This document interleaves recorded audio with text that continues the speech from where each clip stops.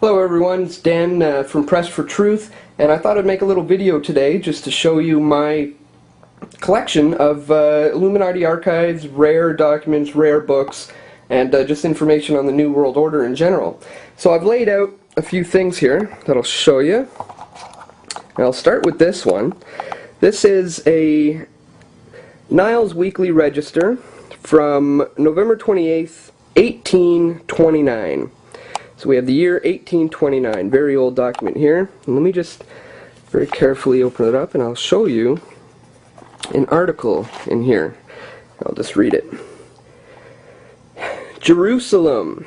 There is a report that the Rothschilds have purchased Jerusalem.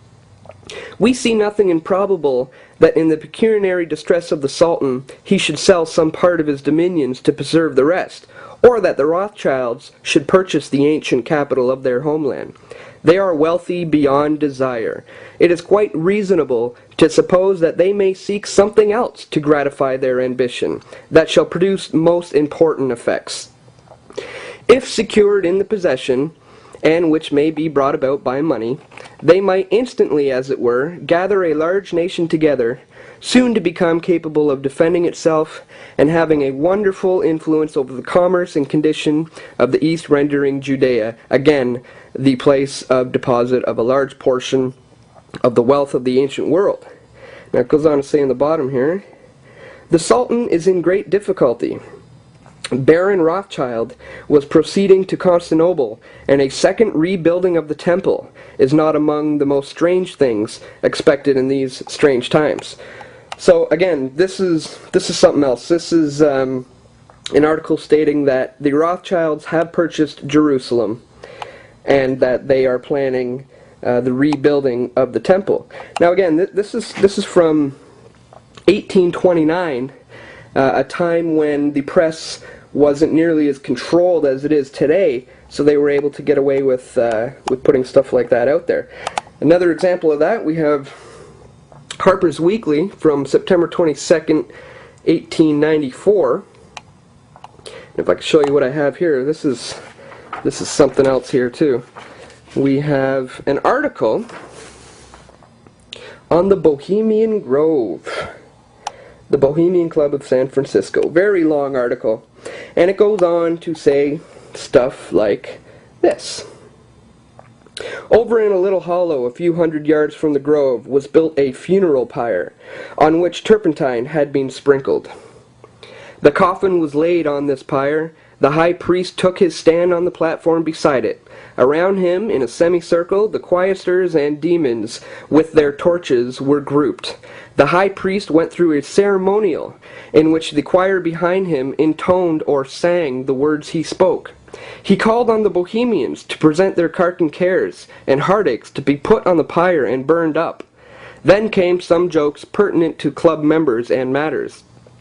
Then he invoked the Saint John, adopted by the club for his appropriateness in several ways, and suddenly an enormous figure of Saint John in his robes burst into flame. The pyre was lighted. Care and the Blue Devils went up in the most beautiful and effective form of fireworks, and amid jubilant cries, the hijinks was over. They've also included artist rendition pictures. Check this out. You have them in their little devils in their robes around the sacrificial altar. We have the giant redwoods there with the little devils dancing around. We have their motto, "Weaving spiders, come not here." That's why I chose the name Weaving Spider for my YouTube channel, because I'm coming for you guys. And yeah, again, this is from September 22nd, 1894. Very, very interesting article there. Okay, what else? We have a copy of Morals and Dogma, what some have called the Bible of Freemasonry, although many Masons would disagree with that claim, but it's commonly referred to as that. A lot of information in there. We have this book here, very interesting. This was given to me by a girl whose father was a Freemason, and she didn't know much about him or the group that he was a part of. So when he died, a bunch of Masons came to her house and collected all of his books. And she managed to grab this one without them seeing, and she gave it to me with some hope that I could shed some light on this group that her father was a part of. So let me just show you what it says in the front cover here. I hereby agree to receive the work upon the following terms, to which I solemnly promise strict adherence.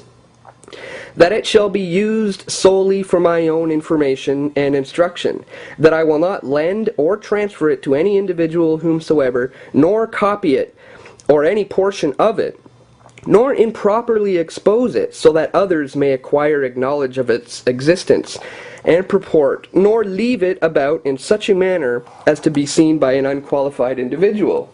Oopsie daisy. Goes on to say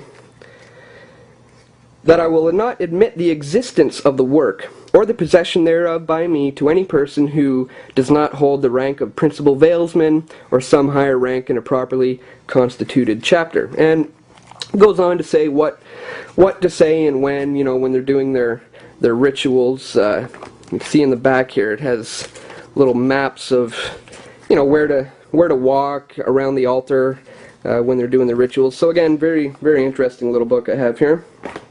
What else? We have Tragedy and Hope by Carol Quigley. Very, very good read. It's a big book, as you can see, but definitely a wealth of information there.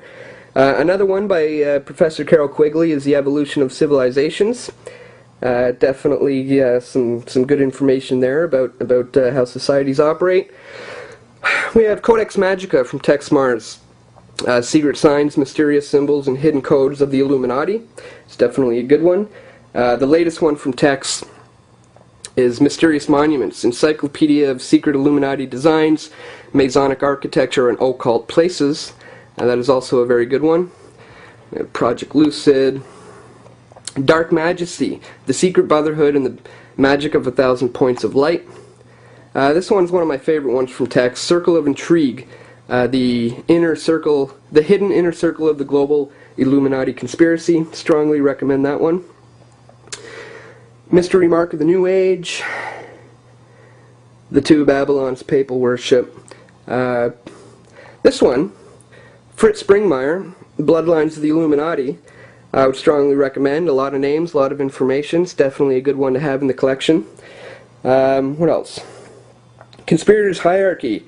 The Story of the Committee of 300 by Dr. John Coleman. This one is excellent. It's a lot of names. A lot of names. I'd strongly recommend it.